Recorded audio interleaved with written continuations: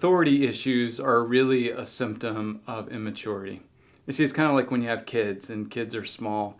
They want something and they can't get it, and therefore they become upset and they have issues with the authority that they feel has maybe denied them of what they wanted or told them to do something they didn't want to do. You see, we all want things like power, control, position, authority, and we want what we want when we want it. In other words, we want it right now. And when we don't get those things, well, then it creates all kinds of issues and all kinds of problems. And usually those issues are expressed towards the authorities that we feel have suppressed us or denied us. I'll put it to you this way.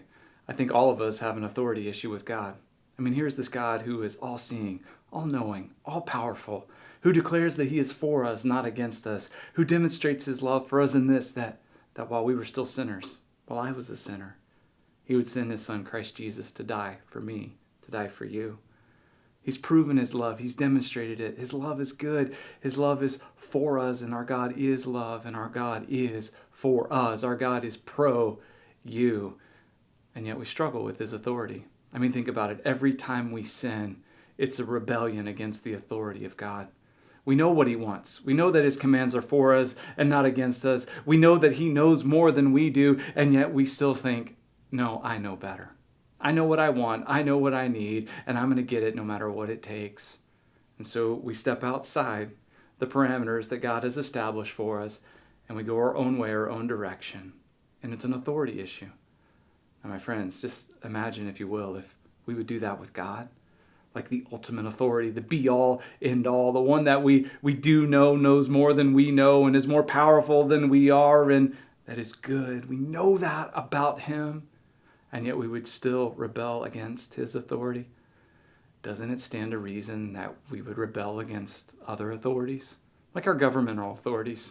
There's this rebellious nature towards that in us where we look at them and we think, oh, well, they're morons and they're idiots and they don't know what they're doing and I don't like this and I don't like that. And somehow or the other we exalt ourselves over them. We think with the little bit of information we have, just that little snippet we got off of that news source, or this thing we experienced, or that thing over there we heard about. We have this little sliver of information, and all of a sudden, we're the experts. We know better than the authorities that are in place. And so since we know better, then we should go ahead and do whatever we want to do. That's an authority issue. And if we would do it there, then we would certainly do it, I don't know, with our employers. With those who have authority over us in our workplace, we look at them and we think, well, I know better than you do. I know what I should be doing. I know what I ought to be doing, and what you're saying isn't right. But guys, here's the thing. In all these situations, all the way into our homes and the way that God has designed and put authority in place, there's always a bigger picture. And there's more to the story. And I don't have all the information. And you don't have all the information. And yet here is this God who does, and we can trust him. And we know that he has ultimate authority. We know that he is in charge and he is in control. And so as we align ourselves under the authority of God, then we're also able to function under the authorities that have been instituted above us and live at peace and at harmony, and not just in the broader cultural context, but ultimately right here in our hearts, knowing that we don't have to be upset. We don't have to be afraid.